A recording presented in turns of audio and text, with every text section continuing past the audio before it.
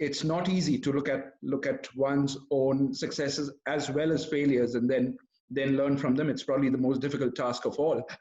Uh, your brother, like you mentioned, your brother said you're a Test cricketer now, and nobody's going to take that away from you. You against England scored a Test 100. Nobody can take that away from you either. How was that? Yeah. What was that like? It was again something which took a little while to sink in, because it was very simple. Again, it was, I think we batted second, was on the field keeping wickets for a long time, and yeah, and I was just doing my job. See, the thing is, what I really remember was the fact that I wanted to bat. I just wanted to bat. If that would mean all 5 days, I would bat all 5 days, right? Okay. So the mentality, obviously, I mean, the mentality or how players approached test matches back then were also very different. You know, Sure. you still wanted to play sessions. It was all right to score 220, 230 in a day. Unlike now, you know, 220 for two is not a good day, No, right? It's no. even if you just lost 2 wickets, but you haven't scored 280, 300 runs, it's not a good day. So Correct. approach was a little different back then. So that's all I want to do. I just wanted to bat, and things happened. I kept batting, I got runs, and if I suddenly it was 100, and I was, but what I really remember is the partnership with Rahul, and Sajbhai was there for a while as well. Those are the moments which, I mean, it was predominantly Rahul, not Sajbhai, Rahul, and remember those partnership. Those are the things that will remain. Yes, I mean, obviously the 100 and everything else, but sharing dressing room, sharing partnerships with them, because that's a very sacred place, the dressing room, when you're having a Sure. partnership. Those are very, very sacred things. Those are things that nobody can teach you. When you're out there batting with legends like Rahul Dravid and all these people and all these players, things that you learn, you cannot learn it anywhere else. It's as Sure. simple as that. Absolutely. And those are the things which will always stay with me. Talking of partnerships with Rahul Dravid, let me pull you onto a different sort of a partnership with Rahul Dravid. How on Yeah. earth do you guys plan to bore Brian Lara out of his stance while he's at the crease? Uh, I, I I don't remember who came up with this, but it was spoken about in the pre-match thing, right. and that's what we were told, that he likes to talk while he's batting. He wants to talk while he's batting, and I can't recollect who said this. It's like he try not to speak to him. He will. I mean, when you're keeping, he will turn around and try and get into a chat, and that's what I mean. Somebody said that, and we followed it. We followed it as I mean, as like a proper game plan. It wasn't like a passing comment. It was like something that we kind of thought of. And that series, I mean, I ended up playing one test out of the four rather. But yeah, I mean, we just didn't talk to him, and he didn't score too many runs, to be honest. Yeah, I mean, it's interesting when you have somebody like Brian Lara talking to you, like we've discussed before, and you're not responding. That's not easy, I'm sure. Yeah, it's not easy. I mean, you're talking about Brian Charles Lara here. You know, you're not just talking Absolutely. about any other. Very You true. know, and I mean, according to me, he's one of the best batsmen ever, at least Test batsmen ever. Sure. And when he turns and talks to you, you want to talk to him, right? But yeah, I mean, that was yeah, a little awkward, and generally speaking, as human beings, if I'm talking to you, you will respond, right? You're not going to Of turn your course. face around and not talk to me, right? Absolutely. Irrespective of who I am, you still will respond. Sure. Basic human nature. So yeah, it was kind of awkward, but yeah, you do what you have to do. Awesome. Going back to the England series, very briefly, there was a fairly controversial incident during that series, if you remember, where you and a bunch of others, Sehwag, Shiv Sundar That Das, was South Africa. oh, That was South Africa. I beg your pardon. Yeah, yeah, So yeah. for against South Africa, when you guys got banned for a test match. Yeah. What was that like? I mean, Sachin obviously at that time had been reported as being banned for ball tampering, Sourav for not Yeah. controlling his team, and the rest of you, the other Yeah. four, Harbhajan, yourself, Sehwag, and Shivsundar Das, for excessive appealing. Yeah. Does it even happen in real life? Excessive appealing anymore? That was the most ridiculous part, because it's not just that. I mean, it was very frivolous in terms of we were genuinely aggrieved because we thought it was a massive inside edge and we believed it. So we appealed maybe twice or even thrice, right? And I mean, I've never heard of anyone being banned for a game for excessive appealing. So anyway, so that was very frivolous. That was kind of whatever. Then Saurav for not controlling his team. I mean, come on, give me a break. When was the last time you heard that someone was penalized, a captain was penalized for something like that?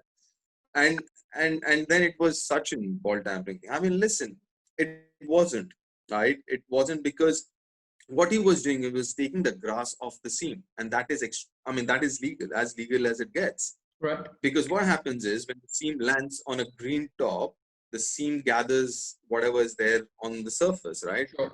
Grass or whatever. And because it's grass, it gets stuck on the seam. So he was taking the grass off the seam, which is absolutely legal. Nothing wrong with that. And it was not the quantum. It was just saying that you've been found guilty. I mean, it's not about 50% match fees or 20% match fees or Right. one match, two match. It would, irrespective of that, the bottom line is you found us guilty for that, which in itself is very frivolous. True. So I mean, that was the whole thing, and the environment was also very. Uh, uh, it was a weird environment, because there was a lot of uncertainty whether we're going to play the next test match, are we going to fly out, are we going to play, not play. So for the next few days, that was on the fourth day of the test match. So we had to play one more day, the fifth day of the test match. And then I think we had a 3-4 day break before the next one, the third one. Mm. So for the next 2-3 days, it was quite, we really did not know what was happening. But you know what? Credit to the board, credit to the seniors.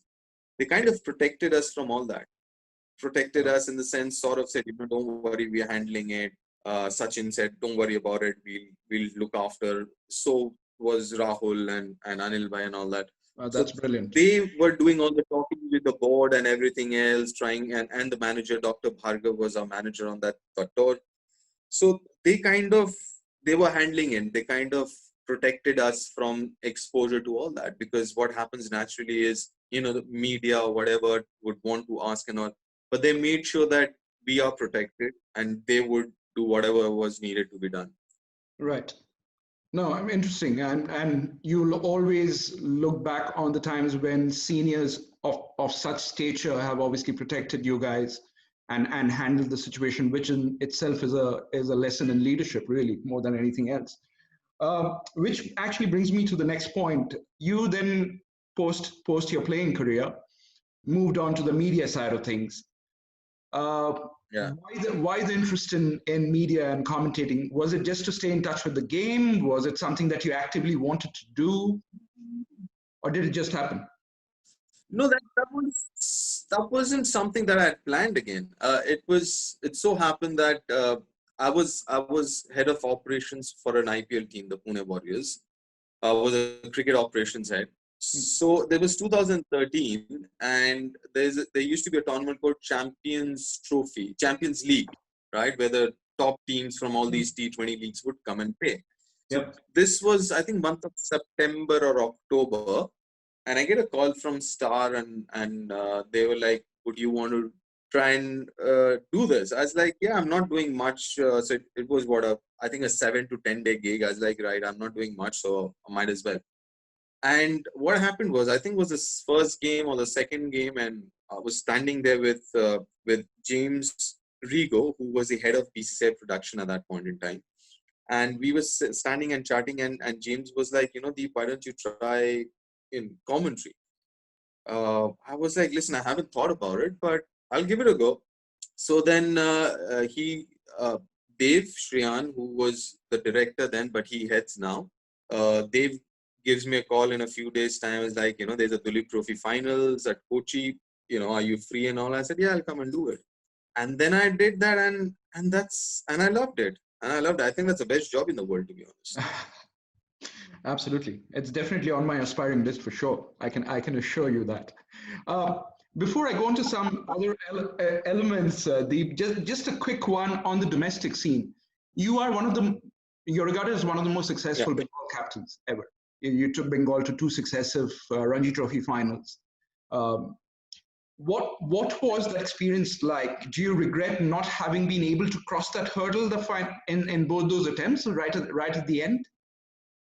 Anything you think Mm. that in hindsight you would have done differently? Mm. Not really. I think the best part is, what? I mean, first of all, I don't regret anything, right? It is what it is. And the best part is, when I look back to those 2 years, and not just me, I've asked all those players who've played during that period. I, I had the best time. I enjoyed the most those 2 years. We played hard. We lost some. We won few. I mean, we won more than we lost. And but bottom line, we had fun. We really enjoyed cricket those 2 years. And as a captain, that's all I wanted to do, was to create that environment, because we always, in Bengal, we've always had talented sides. We've always had talented sides, talented players. But somewhere down the line, I think we've underachieved as individuals, also as a team. And all I wanted to do was create that environment. And obviously the team was brilliant. I mean, I was looking at that team. Somebody sent me a picture of 2005-6 side. Out of the 15, 8 of us have been part of the Indian side. That's how good that team was, Right. right? Uh, Including Sourav. I mean, Sourav was part of the team as well. So that was how good it was. So one, the team was very good. Secondly, we had a good coach, Paras Mamre, who's with the India A and India Under-19s now. He's a brilliant coach. So both Paras and I think what we really wanted to do was create that environment where people enjoy. And once people start enjoying, they will give their 100%. There's no two ways about it. And if you have talented people who are giving their 100%, then result becomes secondary. I mean, results will fall in line. I mean, you will win. That's not a problem. But the idea was that process was important. Creating that environment for that process was important. Right. You obviously wear multiple hats. One of them being, which I recently had the joy of watching, being a TED Talk speaker. And one of the things that I remember vividly, and I actually made some notes on it, was the fact of you talking about data and data analysis and how important a part that plays in today's game. And it's not just about the analysis or the technology element that comes in, but I guess the marriage between the two and how you balance that. Where do you see data and technology taking this game forward? I mean, listen, what I honestly believe is the difference between the champion and, let's say, second, third, or even fourth, fifth is just that 1%, right? And that 1% is about preparation. It's about nutrition. It's about training techniques. It's about about how you prepare in a session, your practice sessions, what you're eating, what you're drinking. And those things you will only improve once you have enough data and analyze those data. I mean, that's only when you will get to that 100%. Till then, you're still 97, 95, and you still be like second, third, or fourth. You won't be a champion team or champion individual. And that's where I think data is very, very important. And why analytics is important, because I don't think data itself means anything. Those are just numbers. Sure. Yeah. If you don't give those numbers context, they don't mean anything at all. That's where I think analytics, which is data and analysis put together, of course, I think analytics are very, very important aspect. Giving those numbers context is important. Because if you go, I mean, there is enough data out there. There's enough data out there. You can actually do it. I mean, do whatever you want to with it. But people who actually are able to decipher those numbers properly are the ones who actually are successful. So, Absolutely. and like I said, those 1%ers, for those 1%ers are to be a champion side, I think that's what it takes. I mean, for someone like Usain Bolt to go from 9.6 to 9.56, which sounds only 0.04 seconds, but those 0.04 seconds, it's huge, Absolutely. right? Anyone Absolutely. who's played golf will tell you, yeah, if you're a double, from being a double-digit handicap to a single-digit handicap, it's a huge jump. I mean, Absolutely. from a 12 handicap to a 8 handicap, and from 8 to a 6 or 8 to a 4 is again a huge jump. That doesn't Absolutely. sound a lot, Sure. right? But the amount of effort that needs to I mean, you need to go through, and all the other things. That's where I think, especially in a country like India, the reason why we have such talented people, but we don't have enough champions as compared to the talent we have, is because of we still are far behind in sports sciences. And those 1%ers that I'm talking about, and those things will only come when data is gathered, they're analyzed, and those data and analyzed data are used in performance enhancement. Absolutely. And completely agree with you, Deep, that it's all about the analytics more than anything else, because really numbers on its own will obviously not mean anything. I see it, for example, from my vocation of being in strategic communication. We can have a lot of data, but unless you deep dive into it and come up with the key elements that you can work on. But do you feel there might Yeah. be a risk of having something like too much data and analytics on people? Like, do you really want to curb the natural instincts of a player? Probably not, right? Absolutely. That's where educated coaches need to come into the picture. So what you do is, listen, idea of a coach is to simplify a very complicated game, whether you're coaching a 12-year-old or you're coaching an international cricketer, right? As a cricketer, I do a bit of coaching. I want to pass on information to a player, but I've got to be very, very careful in what information I'm passing on. Before a game, you don't want to go and say, you know what, you want to give him 10 sets of data. You don't want to do that. As a coach, you need to filter it and make Right. sure you only pass on what is important to that person, right? If it's not Yeah. important, because as a coach, and that's where I have an issue with a lot of analytics people uh, uh, directly getting to a player. There has to be a boundary, there has to be a filtering process, so a player does not get everything. Because I mean, when I was part of the IPL side, we used to get 21 pages of data. Wow. That 21 pages doesn't have to go to a player. Sure. So as a coach, you filter them down to what an individual player needs to know, right? And just give him Yeah. that. You don't have to give him 21 pages of data to them. That's not meant for them. So that's where I think that the structure needs to be streamlined. The filtering processes are very, very important. And as I mentioned, cricket is any sport for that matter is very, very complicated. The higher you go, the more complicated it gets. But that's where the job of the coaches come in. The job of the coach is to simplify all the complications. While the job of the coach is to simplify complications, like you're saying, on the flip side of it, the job of coaches these days, especially when they're with the national team, and not just coaches, assistants, managers, you name it, must be a lot tougher now given the three formats and the complexities within those, which are even stronger now than ever before. Yeah, I mean they are. I mean, as you mentioned, I honestly believe the biggest challenge for players of this generation is moving from one format to the other, because you don't want to leave any format. You Sure. want to play days cricket, you want to play T20, and obviously say you got 50 overs somewhere in between. So you want to play all three formats, but how do you move from one format to the other? And I was chatting to a player the other day, and he said, physically, technically, that's not an issue, but mentally, the same ball that you would leave in a test match, you will have to slash at it when you're playing T20. Right? Yeah. So things like that a player, I mean, that's a big challenge. And as you mentioned, from the players, obviously it's the coaches as well. They need to again filter those things out and make that environment again for the players, for the transition of the players to be smooth. So yeah, I mean, that is a challenge for everyone who's part of the setup, from one format to the other. Obviously, sooner or later, you'll see more and more specialization happening. Right. That's the natural progression of any sport. I mean, you start specializing in certain things. Sure.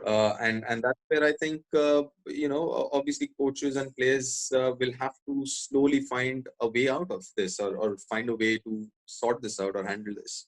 Right.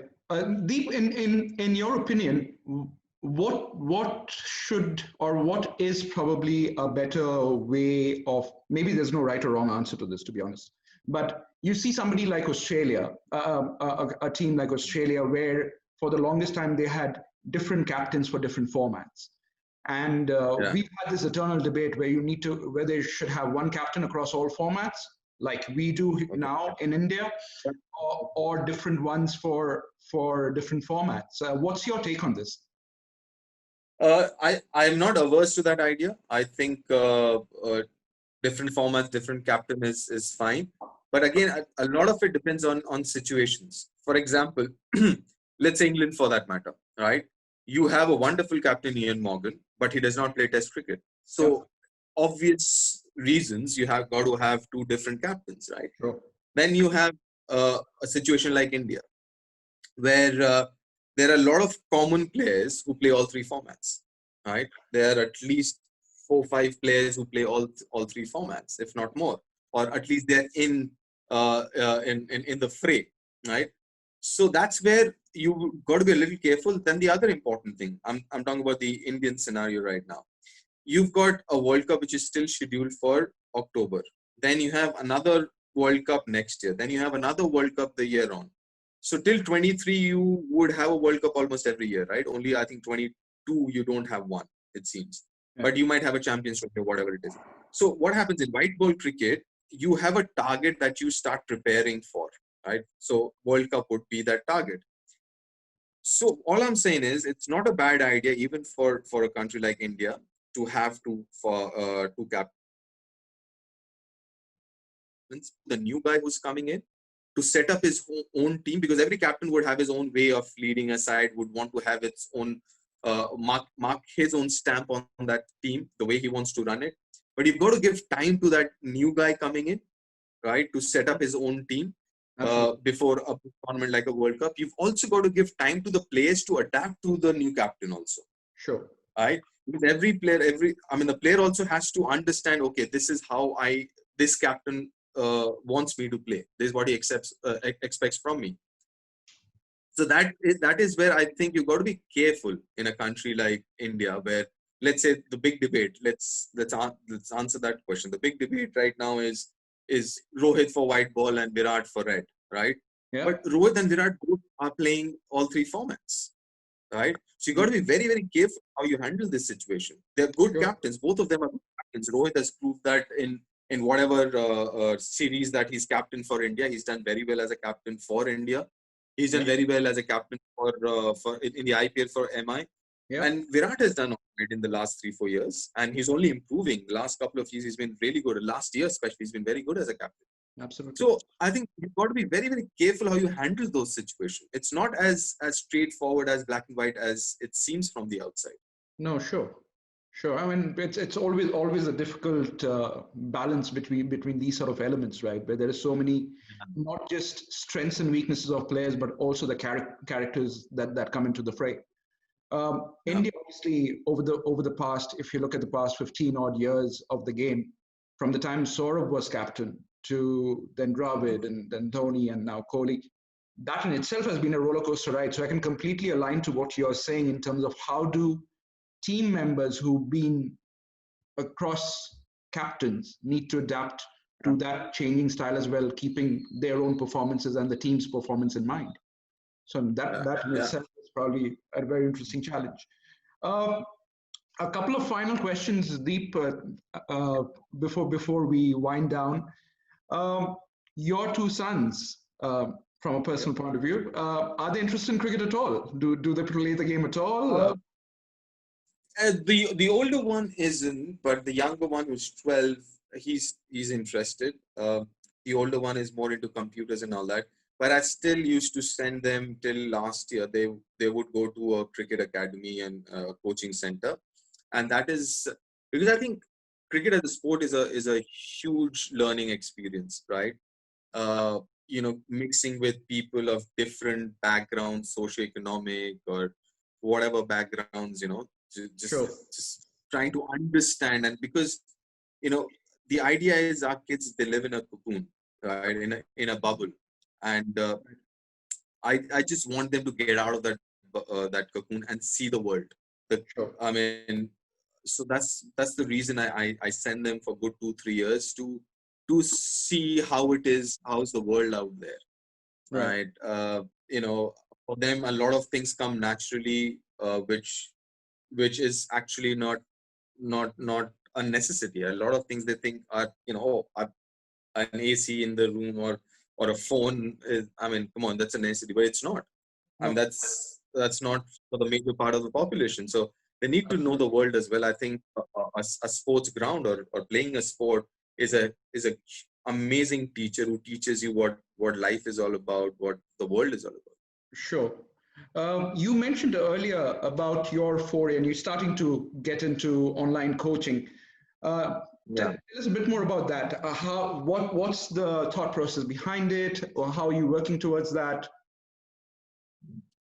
See what happened. It was last 2-3 months. I would always get parents saying, "Sir, do you have a coaching academy or something?"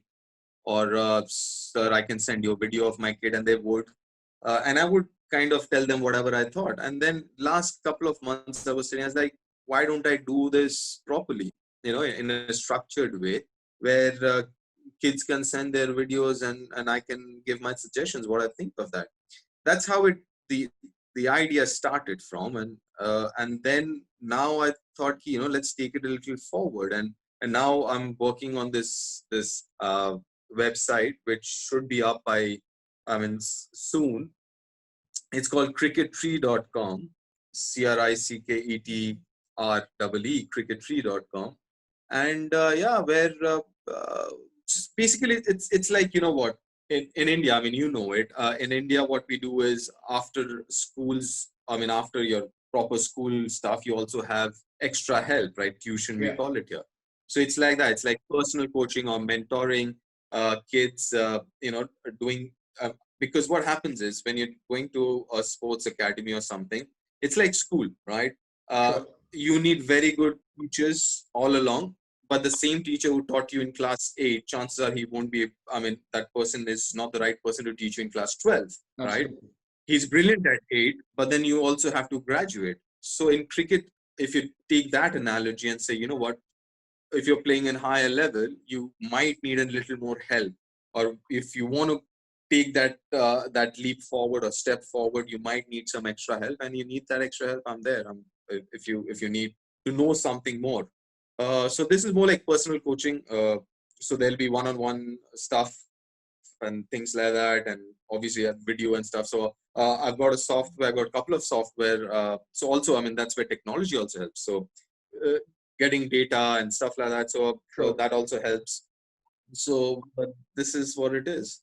It's interesting. I mean, it might just bring in a new wave of a coaching format really in India, because I don't think I've heard too much in terms of something like this being set up currently in Yeah, India. I mean, so this is not a substitute for actual coaching, physical Sure. coaching academies, right? Sure. This is only an add-on. This is like, you going there, you add this as well, some things that you might want to know more than the other guys. Yeah. This sort of hones your skills a bit further, if you may. Yeah. Yeah. You mentioned earlier that about a story that you said we're going to come back to, the 1983 World Cup win for India and how it helped us become a commercially viable and stronger cricketing nation. Would you like to touch back on that, Deep? Sorry, what was that? I missed. Post the 1983 World Cup, you mentioned that. Okay. Basically, right. So quickly, I'll mention that. So 83 finals, India was not supposed to make it, right? As it wasn't planned, so to say. It was going to be England versus West Indies. England was one of the favorites in that tournament. Yep. So the finals at that point in time, the president of BCCI was Mr. NKP Salve. So Mr. Salve for the finals needed a couple of tickets for the Lord's final. And he was apparently told that, no, we can't give you because we don't have any. And he felt really bad. And come on, I mean, BCCI, India playing the finals, you can't give a couple of tickets. Right? So he actually, so he speaks to Mrs. Gandhi, who was the Prime Minister of India, and Mr. Gandhi says, okay. And he says, Ms. Gandhi, and he also was a minister at that time. Right. So he says, you know what, I want to get the World Cup here to India, and I want to show them that India can also do that. Right. He also, I believe, apparently realized that India alone, they might not give it to them. So he met a gentleman from Pakistan who was the head of the Pakistan Cricket Board at that point in time. He was from the defense. I'm forgetting his name. So they had, next morning they have a meeting, and they decided to bid for the next World Cup, which was the 1987 World Cup. And they said, all right, fine. And then they also realized, you know what, you need money for it. At that point in time, cricket did not have that kind of money. So they roped in Mr. Dhirubhai Ambani and said, Dhirubhai, can you help us organize this? And the great person that he was, he said, yeah, you tell me what it takes and we'll bring World Cup home. So he said, I'm ready to put in whatever money that is required.